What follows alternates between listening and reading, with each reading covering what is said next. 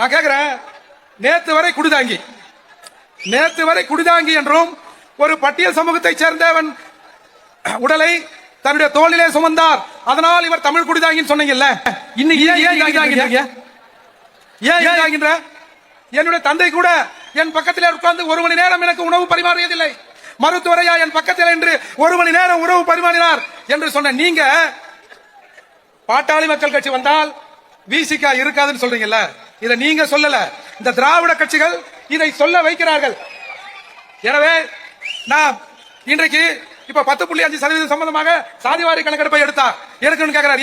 எனக்கு தேவை 10.5, என்னிடம் இவ்வளவு கூட்டம் இருக்கிறது, அதை வைத்து நான் வாங்கிக் கொள்கிறேன் சொல்லக்கூடாதா?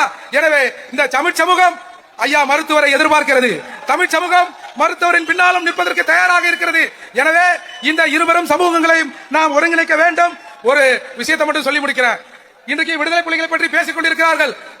ஒரு காலத்தில் சர்வதேச சமூகங்களும் ஒரு பாடல் பல மேடைகளில் ஒலிக்கப்பட்டது.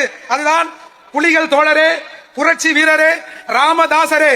புலிகள் தோழரே, புரட்சி வீரரே, ராமதாசரே என்று இலங்கையில் எழுதிய பாட்டு தமிழகம் முழுக்க, இந்தியா முழுக்க, உலகம் முழுக்க அந்த பாட்டு ஒலிக்கப்பட்டது.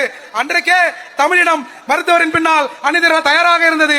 எனவே இந்த சமூகத்தில் இருக்கிற முரண்பாடுகளை கலைந்து தமிழராக நாம் ஒருங்கிணைய வேண்டும். அப்படி நடந்தால் நாம் எவரிடமும் கெஞ்ச வேண்டிய அவசியம் நமக்கு இருக்காது என்று கூறி முடிக்கிறேன். நன்றி, வணக்கம்.